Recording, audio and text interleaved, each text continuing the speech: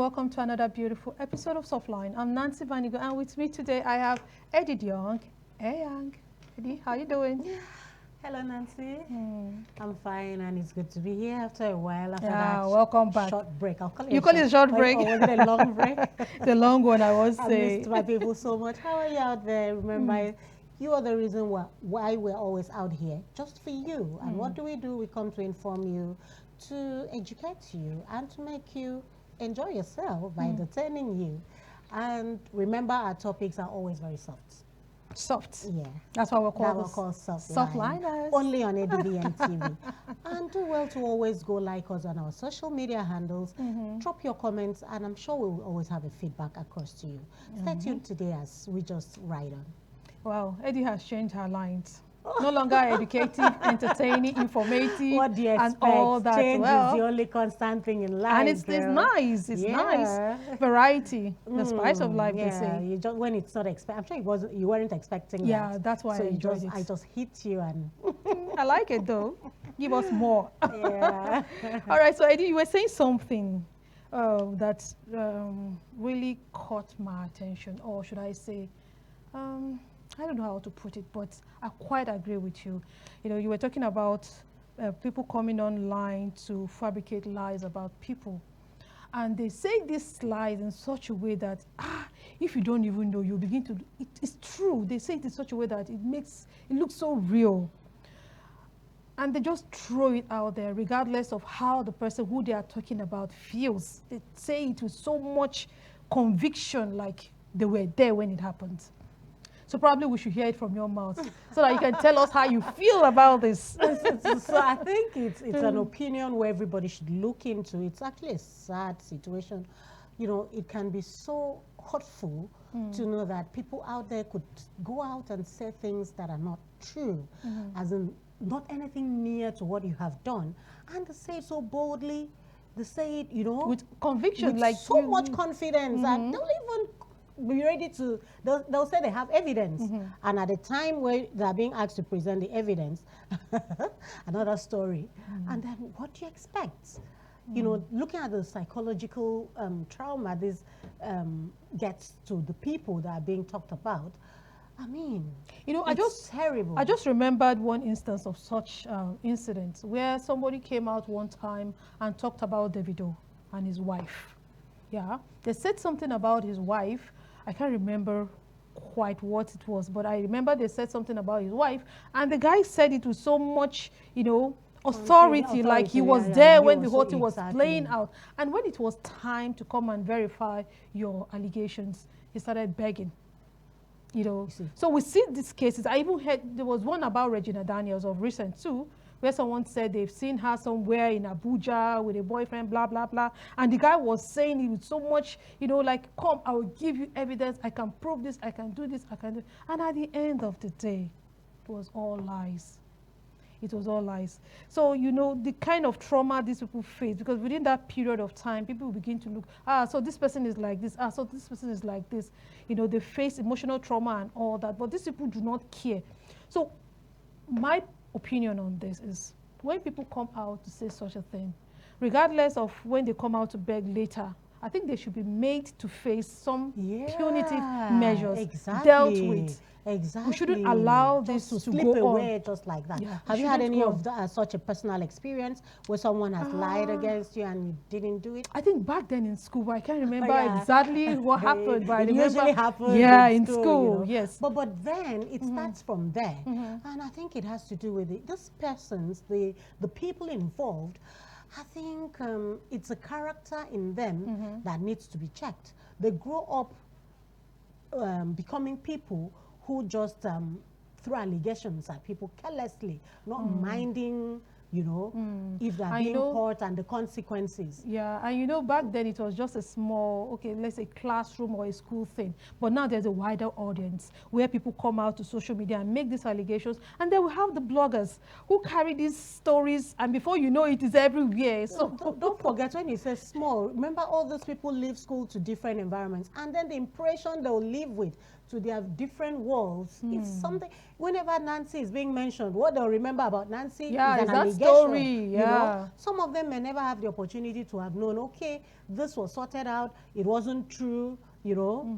So how do you get to, for the audience who heard you when you alleged, you know, or lied against this person, may not be the same audience that would be there when you come out apologizing. So how do you reconcile this? It's really unfortunate. So like you rightly said, we must call out for people to be disciplined. There should be some punitive measures carried out, meted out on such people, because this has to stop. A lot of people are traumatized, they have mental challenges because of what somebody just cooked up in his house and then broadcast it. Exactly. Oh, well, I just hope that we can, some of these celebrities, because somehow you agree with me that it's mostly done to celebrities. Mostly celebrities. Renowned, celebrities. You have a name. So people want to come and, you know, tarnish your image and all that. So if they can just give an example, make a scapegoat of someone, probably others will learn. If somebody would think twice before setting his ring light to make that video, you know, with intention to tarnish someone's image. These renowned or personalities are human beings. They have blood flowing in their system. So I think something needs to be done. We'll go on a very short break. That's not our topic for today. But we'll be right back with a very interesting topic. So stay with us just a little while. Step into the heartbeat of the world where news meets real talk. From breakthroughs in diplomacy to humanitarian challenges and scientific milestones, Global Digest takes you beyond the headlines and straight to the heart of the matter. I am Amma Marcus. Be a part of the world unfolding stories at 3 p.m. on ADBN, channel 258 on DSTV, and Star Times, channel 140. Global Digest, your window to the world's current affairs, only on Advocate Broadcasting Network. For centuries, Nigeria has been a melting pot of creativity where arts and crafts tell stories of history, identity, and resilience. Art is not just a form of expression, it is the heartbeat of a nation, woven into the fabric of its people, their history, and their identity. Everything about poetry all starts from one place. This is the place where all the clays we use, we soak them and they are washed. This very artwork, the oil mill, you see, this is one art that could have died. It could have died, but artists now decided to document it. It appears everything is AI generated, everything is studio generated, everything is so sometimes you are thinking it's difficult to appreciate an artist because you don't know the level of work, the level of originality that has gone into. So now that voices can even be modulated, voices can be manufactured, so you're not even sure did the person sing it. The people of Nigeria have used arts to tell stories, preserve traditions, and connect with their communities. From the intricate bronze sculptures of Benin to the vibrant raffia of the Anhangs, these traditions continue to shape Nigeria's cultural landscape. But how do we ensure these timeless arts live on for future generations? Special report on ADBN TV. Thanks for being there. So in marriage, it's not about changing each other, but about understanding and embracing each other's differences. Think about it. When you fell in love, you probably admired your partner's quirks and unique qualities. So why do those same traits sometimes drive you crazy later on? Let's explore the act of embracing personality differences in marriage and discover how couples can turn their differences into a source of strength and growth rather than a point of contention. So joining us today to discuss this is our very own Dr. Edohoeket Eshiet. He's a renowned counseling psychologist with a wealth of experience in helping couples navigate relationship challenges. Dr. Eshiet, you're welcome to the show. Thank you, Nancy. It's always a pleasure. AD, it's good to have you today. Oh my goodness. So that means you're around when I was absent, yeah. All right, so doctor, today's discussion is a very interesting one. Okay. I'm so interested in this because, you know, when we fall in love, we fall all in love, right? And then when you're into that relationship or marriage, you begin to see like, did I make the right decision? These things, did I really see them? Am I sure I want to deal with this in my forever stories? And thoughts like that keep creeping into our minds and all that. So I want us to talk about differences, our temperaments, all the different baggage we come with. How does it play out in marriage? And are we supposed to tolerate? Are we supposed to change? What are we supposed to do? Thank you. That's a wonderful, it's a whole very complex thing to discuss, but we have to deal with it one at a time. Talking about personality differences in marriages. So 3 things stands out: personality, differences, and then marriage. So what is personality? Yeah. You're talking about the complex attributes of a person that has to do with the way they think, process information, the way they feel, handle emotions, and the way they behave. How do they respond to situation? And this is a function of your genetics, makeup, the environment you find yourself, and the experiences you have undergone, and interpretation you give to these experiences that form a template that you look at life. So we are talking about the uniqueness of an individual. And then what makes it very important is that, you know, when people come into marriage, it's an aggregation of about 40 years of existence. In other words, if the husband is 20 years and the wife is 20 years, so you're having 20 years plus 40 years. I'm not sure I got that. When the man and the woman comes to marriage, let's assume the man is 30 years of his uniqueness, brought up in a different situation. Then a woman is 20, brought up in a different scenario. We are having 20 plus 30 years, that's 50 years in that house. Then you still have the separate 30 years of the that man you'll be living together. and the 20 separate years of the woman. So you're having 3 dimensions of existence. Because you as a woman, you still have to grow, and you cannot simply become another person. You are you. You are unique. But then at the same time, there is a relationship that needs to be evolved. So this is where the issue is. And you don't marry because you want to change anybody. Well, some people do. You don't change. You only create a situation for the person to adjust, adapt, and become modified. But you can't go to change. You only create an enabling environment for the person to change. Why? Because every behavior serves a purpose. Every character, opinion that I hold serves a purpose. So before I decide to move from my way of seeing things to the one you want, I need to know what is in for me to gain. Because it's going to erode my self-confidence. The way I used to hold to opinion, the way I used to argue. Before I now change to enter the way you want me to be, I need to know, why do you really want me to change? So these differences is that the challenge is that people, like you said, we fell in love, thinking, you know, sometimes what we see is advertisement. But when we go into marriage, you get the real product. We remove all those nylons and the rest. You now see the real person. Like I said, an average marriage, a woman is 20-something, a man is in the 30s. So this person has grown. Because what is personality? We define personality as what? A relatively permanent characteristics. Not that it's permanent forever, but relatively was stable, is solidified. Though with maturation and exposure, you keep on evolving. But it's a stable way. That's why I can predict you. That's why we do prediction. In this situation, this is how AD will be. This is how Eshiet will act, because it's a stable. But as we grow, we decide to evolve. So it's not something that is so fluid that every morning we wake up with different personality. That one will even be a problem. So that is where the problem comes in. People suddenly believe that when this person comes in, I can mold the person into my own design. It doesn't work that way. So can you give us some of those common personality traits that usually cause this, you know, confusion in relationships or marriages? You know, we have typologies of personality. We have so many ways that we explain personality. Like one of the most common way we have what is called the ocean typology. That's ocean.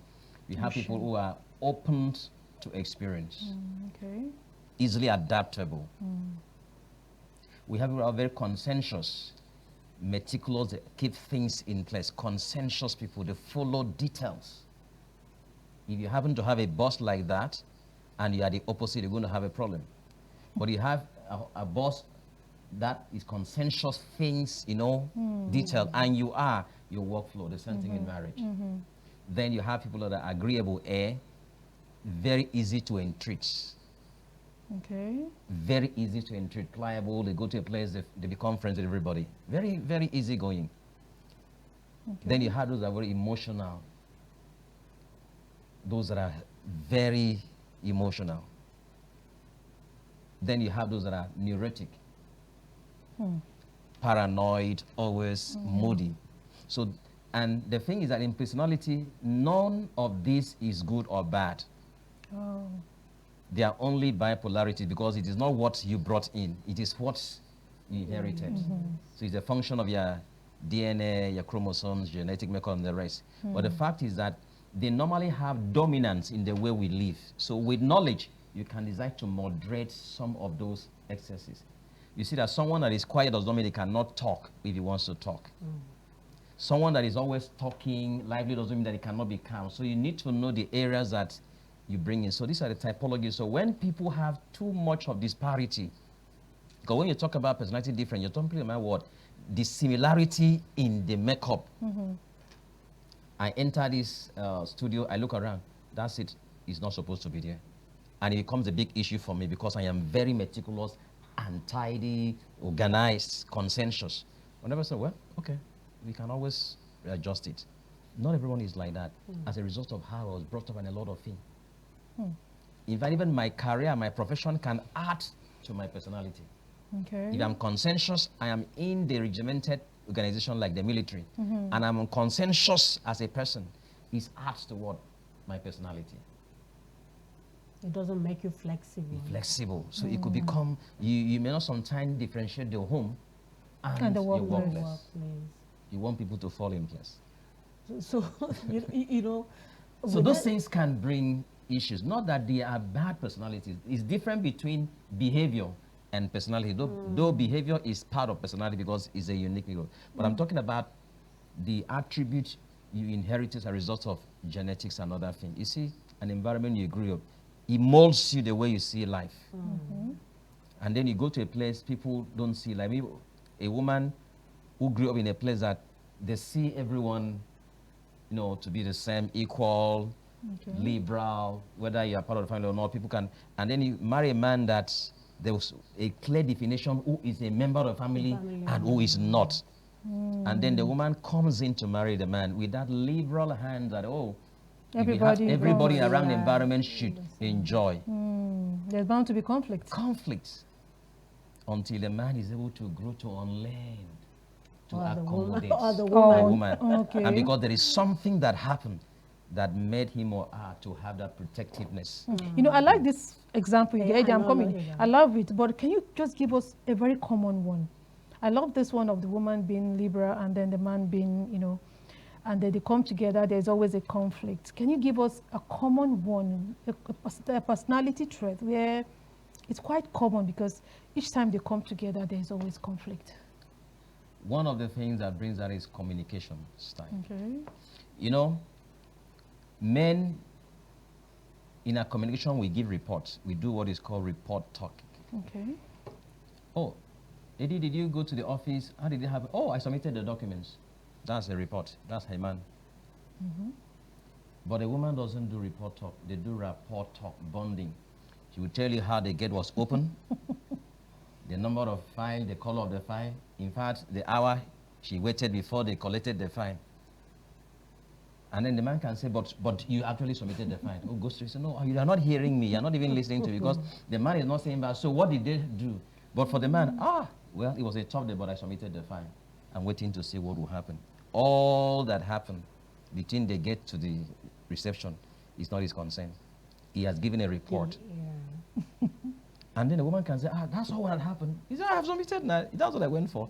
But the woman will have to narrate. So these differences in opinion, which is about bonding, whereas the man is about just giving information, can become a problem when there is a great polarity, because it's very difficult for you to have a wife and a husband that have that kind of similarity. Even if they say, oh, they are very quiet, there is a dimension to their quietness. So when a man and a woman, for example, comes into, the man is checking his time, and he says, yes, I'm hearing, I'm hearing, I'm hearing. He said, no, if you are hearing, you'll be checking your time. Because the woman believed until you put everything down on the table and listen to her, as if Moses wants to give you the 10 Commandments. You will know. So these differences, and then find how you process information, the speed of information. Okay. And then your cultural milieu, background, defines how you assimilate information and the level of exposure. And that is why we do not actually encourage people to marry those that the gap of understanding is too wide. Right, okay. That you will need to talk for someone to understand an issue. Because that alone can bring impatience. You're not giving me attention. And then other personality, like you're talking about narcissist personality, people that always attention seeking, narcissists. These always only seeking is attention. It could be the man, it could be the woman, and no other person is there. So that could be so aggravating. All right. So, while talking, I'm asking myself, how many people have been away or have been through some form of counseling before they go into marriage? Because this is very key at a time like this, where we have a lot of divorce and abuse and marriages. I think the key thing is what we're talking about. So, doctor, in your line of your field, do you have people voluntarily come for counseling before marriage? And again, during counseling, the church counseling and all of the counselors, do they really give them this basic? I'm just thinking aloud, so I don't know. Because if people were really informed about this, then we wouldn't have this high rate of divorce. Exactly. People understand and know whether they really match in terms of personality and know if they can go together. What happened is that we are not looking for 100% perfection in matching. We are looking at compatibility. Okay. And that brings about a degree of tolerance and adaptability. Okay. Okay. Because we were not produced like a factory product. So what we are talking about is compatibility, that can we flow in thoughts? Can we flow in understanding of what life is? What's our perspective of a career, for example? What does it make one to look successful? What is success? Like a course I take in school. As a student, can you define what success is? It doesn't have definition. Because to every man, success is personal. You get the point. And then you're talking about people coming out voluntarily. Our national challenge is statistics. Yeah, I agree. And when people have relationship in love, it's like smoke enters their eyes, so they actually do not look at those things. They believe that they can always change. And during that time, people hide a lot. Because people are trying to prospect to get, so people will hide. But a good number of people read books, they go to seminars, they come out for counseling. But mostly when issues come up after the marriage, that's when you see the fallback. And then in churches, I know a lot of churches now, thank God that we are having more educated clergy. Okay. Yeah, more educated clergy. So they take people through these classes. But sometimes people don't give attention. They believe it will not be my own. I know myself. And then another challenge is that some people who handle the premarital classes are not qualified professionally to handle. There's a difference between professional counseling, Christian counseling, and pastoral counseling. Okay.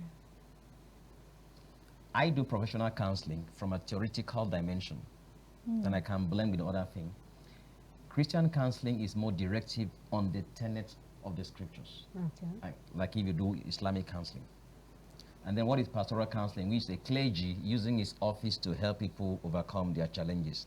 But most of them don't have basic understanding. That's why in places like UK and America, you don't do counseling in church except you have a degree in counseling. Okay. And now Which what is we do in nice. Nigeria, what I know is that some Bible schools and colleges try to infuse counseling Into their as part of the courses. curriculum. Okay. But a good number have not been trained to understand these dynamics and things. So they just think it's spiritual, it's prayers. It's just simple understanding of the dynamics. Like I said, people come in 20, 30 years, that is 50 years inside a cup. At the same time, there are still those individuals that you cannot destroy their personality. So sometimes they don't know where they stand. True. Because this is the secret. In marriage, you have 4 dynamics. The dynamics of the woman as a person, which you cannot destroy. The person needs to maintain that uniqueness and grow. Then you have the man. Then you have the uniqueness of their marriage. And you see that after 5 years, you can't be going out for soya and the woman is not, the man is no more, because the marriage has grown. Then you now have the dynamics of the family. Yeah. There's a difference between family and marriage. So you now have those 4 dynamics. The man must still have to grow. Be himself. ID must still have to grow professionally. Nancy has to still be herself and maintain who she is. Then there is that marriage, their relationship. And now it's 10 years. You cannot expect it to be like when it was 2 years. You need to understand the dynamics. Then there is a family. A family. And this 4 is pulling on the same 2 persons. Now, how can we leverage on these differences to strengthen that relationship? The difference is, the first of all is that you need to know that the person you marry is a distinct individual. And 2, you cannot change anybody. That's not your work. We do behavior modification in counseling and psychology. But what do? You create an environment for the person, first of all, to understand the need for the change. Okay. And then you create a support system for the person to change. And then the person must believe that you really want him or her to change for good. A lot of hard work there. Get the thing. Because the person is the first thing. Why do you want me to change? That's the question you need to answer. Because the behavior, the personality trait of that person serves a purpose. And so there's a cost-benefit analysis. If I start always keeping quiet when he talks and I don't more talk, what is going to happen to me? If the woman used to always talk back as a way of getting things in place. When the man starts, he also starts, so everything goes down. So it becomes a weapon for her. They now say, okay, for you to have peace, the woman you have to keep quiet. The thing is that, what am I going to gain if I keep quiet? Okay. So they need to understand it. So how do we bring this knowledge of different? The first thing is, you're not marrying yourself, you're marrying another person. Like I said, a different person across culture, across times, across beliefs and everything, career line and everything. And so what you need to do is what we are coming to become, what is compatible simply means differences coming to find a common place. That's why the place of compromise comes in when we get there. Yeah, compromise. Because in marriage, it's what we call integration. You should not over-integrate. You don't under-integrate, but you have to what? Integrate ultimately. That if you are under-integrated, you still be like people living who are separate. But when one person becomes so over-integrated, you lose your personality. You no more stand. At that sometimes people just enter marriage, especially women, and they forget about their lives. They suddenly, everything about the zeal they have, the dreams, just goes. They only sit down and then manage the marriage. Only the man is a flyer. And after some time, the man thinks, this person is not compatible. Because the woman has over-integrated and lose herself. Okay. I think we may have that problem. Right? Yeah. So a quick one along this line of thought. At what point can we draw the line to know that you're not trying to change a person for your own benefit? You know, some people, you want to change someone, but not because you have a general overview or it's because you want that person to align to your own way of life and thinking, forgetting about, like you have mentioned, we all have our personalities, forgetting that this person had his personality before you people met. So I think there's a line that needs to be drawn there Okay. to know exactly when to expect one to change, you know, Okay. or, you know, just Stay the allow way the they are. person be the, All right. yeah. Before vision. Doctor answers, let's go on a very short break. We'll be right back. Stay with us.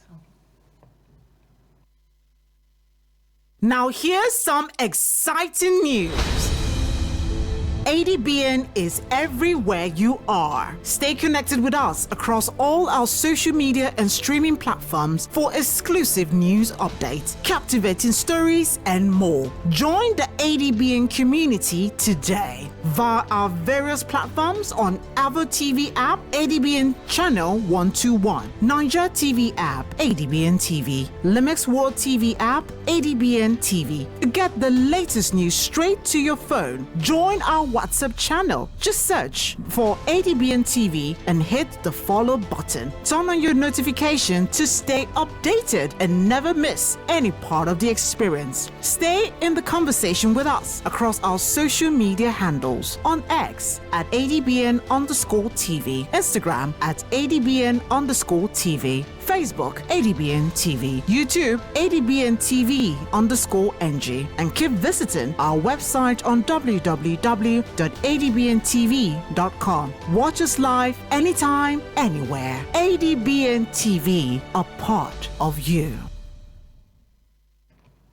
All right, thanks for being there. So we are still discussing personality difference in relationship, particularly marriage. Okay, we have Dr. Eshiet in the house, but before he answers Eddie Young's question, let's take some few tweets to see if we can change the course of our discussion. We have this first tweet here, and it says, the husband and the wife are equal in marriage. The only difference is their roles. In marriage, you work as a team. When wives and husbands work together as a team, without hierarchy or me helping you do your work attitude, marital happiness increases. True.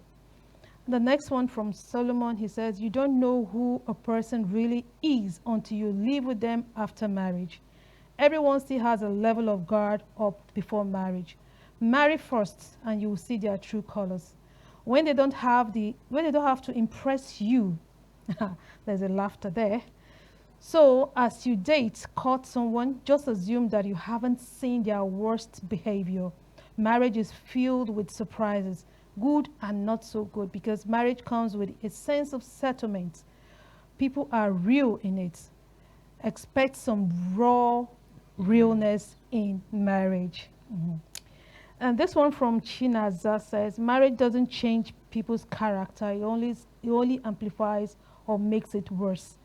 If she doesn't cook well in the relationship, she won't cook in marriage. If he's stingy in relationship, he will still be stingy in marriage. If she isn't respectful in relationship,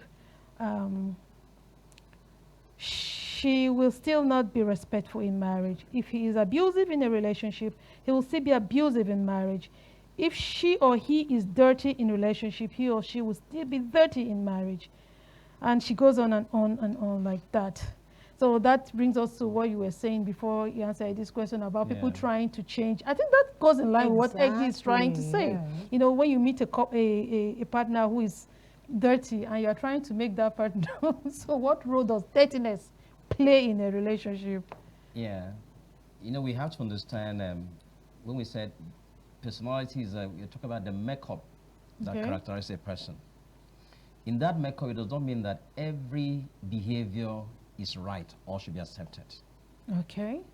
And so when you come into a situation with someone and you look at those aspects that really impact negatively on you people living together, that is the issue you need to bring to the table, and then explain why you think that if we can correct this aspect, is going to give us this level of relationship. So you look at those behaviors, those attitudes, and then let the person know why they need to moderate, and then create a situation, create an environment to motivate that person to begin to adapt. You know, like I said, this is something that's taken someone like 20 years. Oh, my clothes is always where I am. You know, some people just come in and they throw their clothes on the couch. Because once they enter house, they have entered their house. But another person, it has to be taken to wish to be. Now, when do you do this? So now, like I said, when you are going out with someone, not all these things. The courtship level. Once a person's house as a single is not kept properly, and then you're going out under the prospect of marriage, you already have your answer script. That is what you're going to have. So if it's going to be a problem to you, begin from that moment and let the person know what you stand for. Okay. And if you cannot extract a promise for those things to be done properly right from the time you're in, please consider, because that's what you're going to have in marriage. It does not mean that if the person comes in, those things could not be amended. Okay. But it will need patience and wisdom. And then so what happens is that you're not going to talk down on the personality of that person to use coercion and use abuse and emotional constraint to get it. You can still educate the person. Sometimes the person may not know that it doesn't appeal well to live close here, because that's how the person was brought up. Things were not organized, but you can actually sit down with patience to teach the person, if that person is teachable and willing. You know, some people are willing to amend. That's where you have a good outcome. But some people tell you, well, you saw me how I was, and you came in, so take me the way I am. Take me the way I am. And some will even tell you from the time you met them, me, if you are not capable to be and accept me the way I am, forget it. Just let it stop here. Some people are just like that. But some people will hide it. So what happens is that when it comes to a point, you see some major differences that they bring a problem, because not everything, there's some trivias that you can overlook.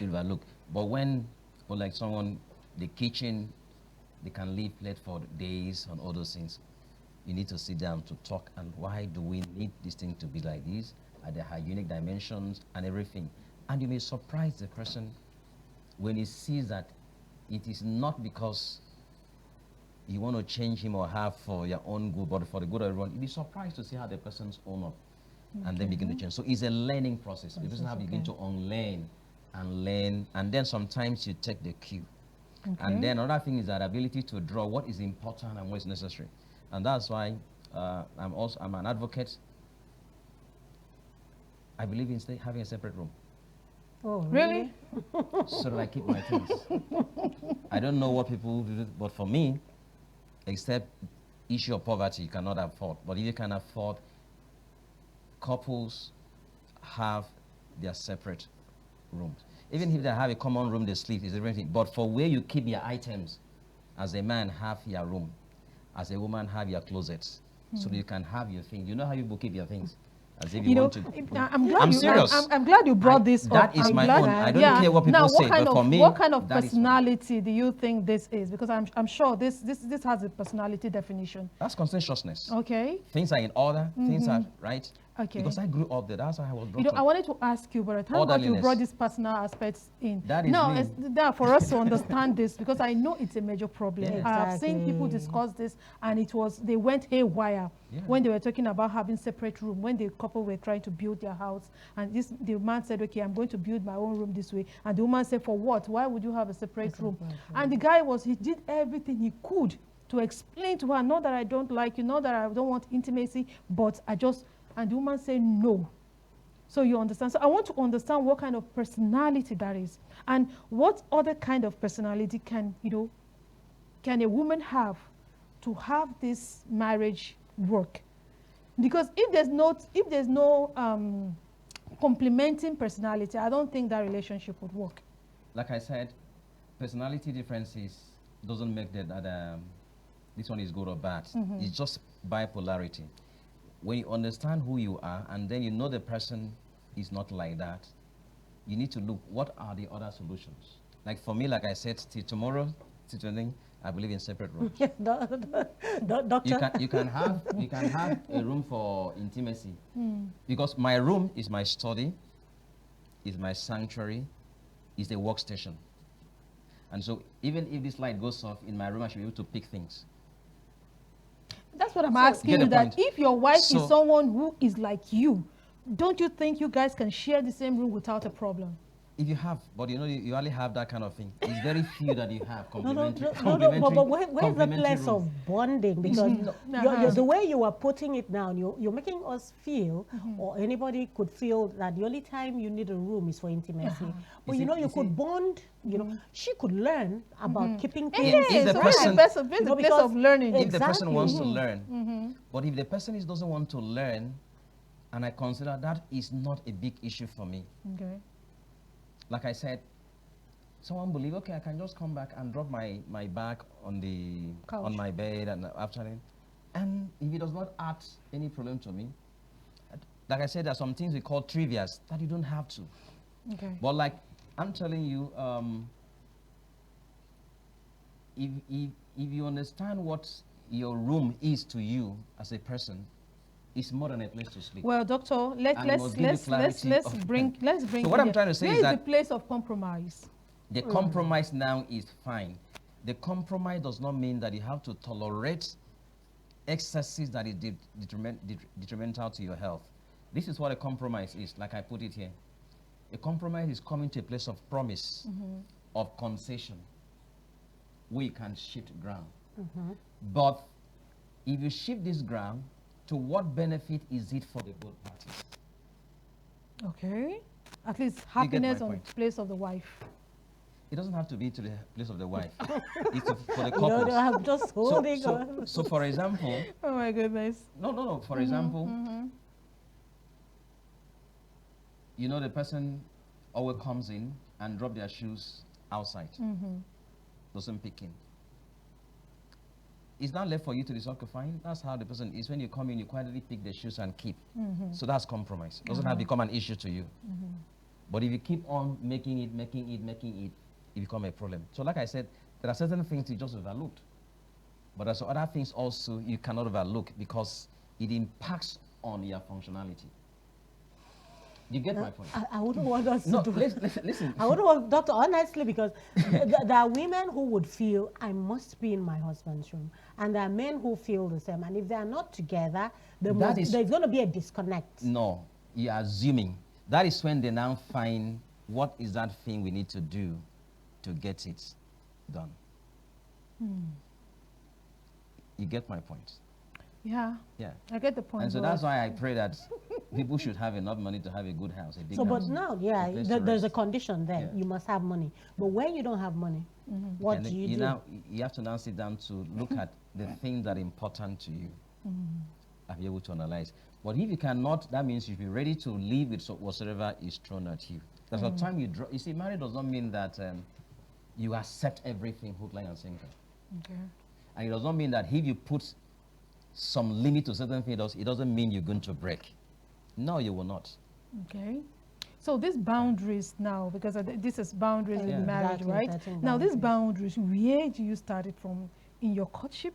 Are you going to make everything known to the woman that this is how I want it to be, right? If you're sincere, that's where you should be. The one should tell the man the kind of background I come from. This is how we accept visitors. This is how, maybe, like I said, a woman is a place that, everybody is accepted. And the man, please let it be from the one. I'm glad you had to make it. I'm going to make it clear. You know, sometimes people make this marriage thing look like people just talk. I'm very real because this is a different person.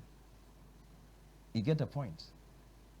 Like I had an issue with my wife. He said, I was not brought in a place like I wanted to keep everything in one place. So from that day, I knew that I don't have to have too much trouble. Okay, so that means there was no communication before now. And that tweet, we had a tweet that says marriage is... You get the point? Is real. Because I came, my dad, a teacher, everything is regimented. I understand. Regimented.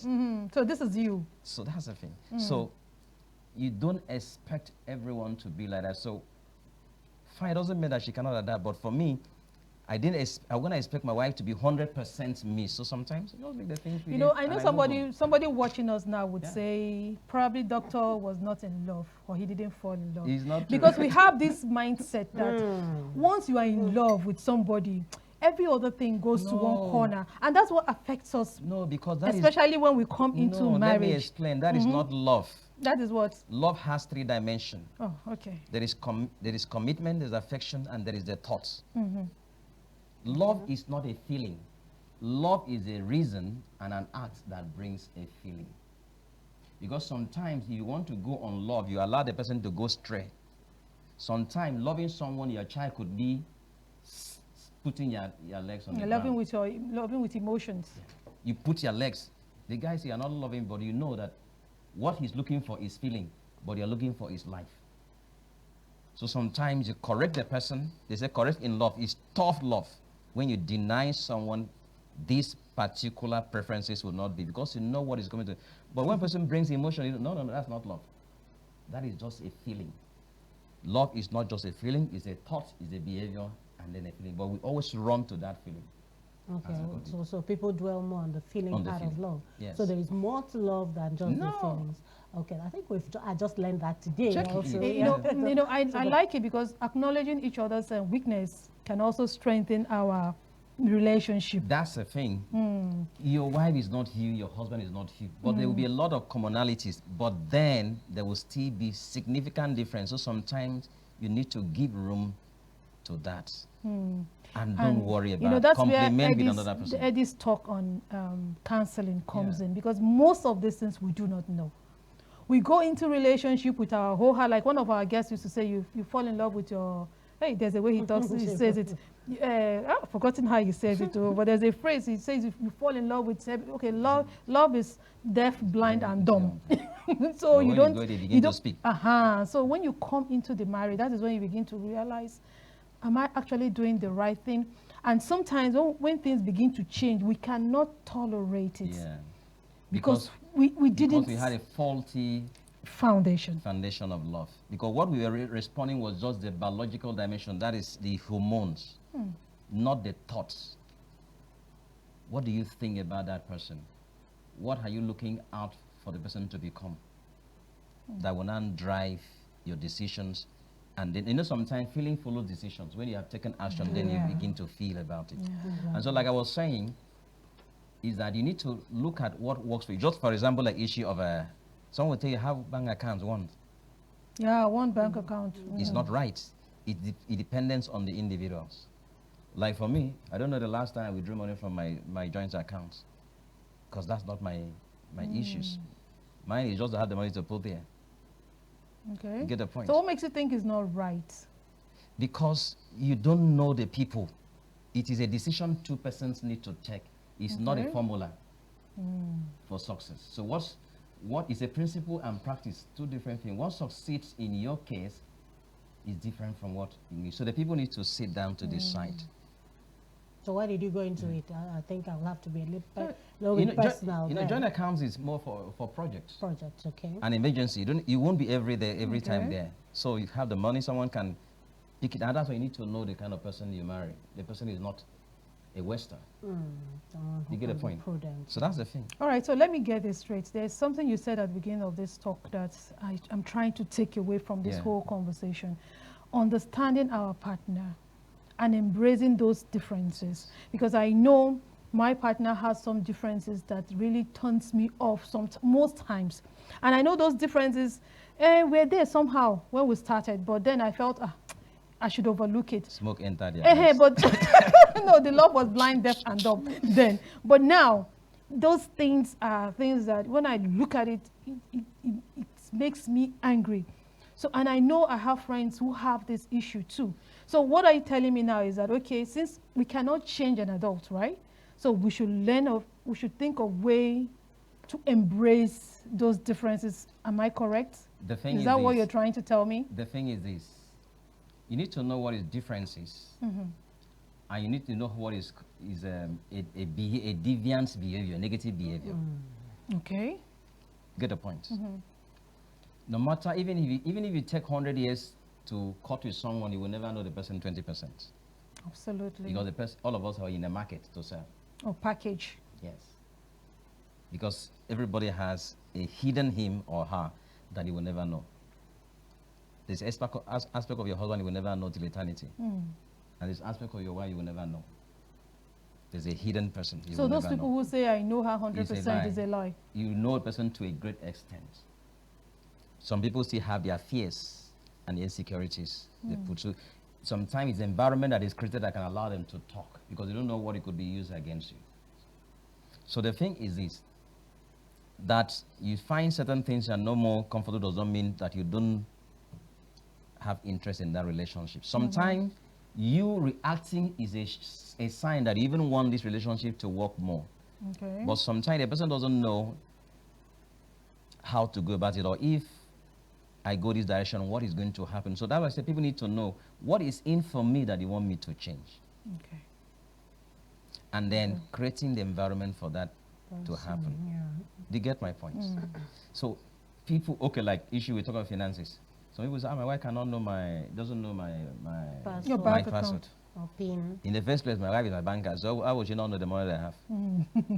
Get the point. So even my children know my passwords to my gadget, to my money, so nobody can use my card. All my accounts can give to anybody to go and withdraw money. Because I know I'm not living with people that are going to abuse that process. Okay. You get the point. So this is about, as you go in and you know one or two things about the persons, it will help you to build. But some other areas that you live.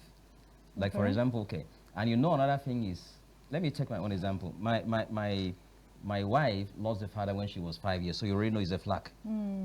My father is 92, I just visited the other day. You can see the polarity. And then so they grew up this bonding among themselves, the sisters and the brothers. And so it's going to take her eternity for her To understand what it means to live with a father the way I lived. Yeah. And so sometimes you see that it will look as if she is more closer to family than me that she's married. So I need to understand, because I say I understand that. How, yeah. You get the point. So this, some of the things you know. All right, thank you so We much, really Doctor. don't We have to have go. time. Yeah, which we could have talk to go. about those personality differences or those traits we could consider. And sorry, before we go, one thing is that people go to marriage with too much over expectations. It's a learning process. All right. Thank you so much, Yeah. Dr. Eshiet, for your insights. You see why I Thank say you, we ma'am. should bring you into this, we though I feel we still have lots to talk we about. still have a lot to Yeah, talk but we about. have to go. But thank you all the same for this few points you've made. They've been able to convince me and not confuse me. But you are still in love with your partner. You finished it for me. Yeah, that's true. I'm still in love with my partner. All right, thank you so much. And to our audience, thank you for tuning in. Until next time, may your relationship be filled with love, understanding, and growth. From all of us in the studio is bye-bye, and thanks for watching. Bye.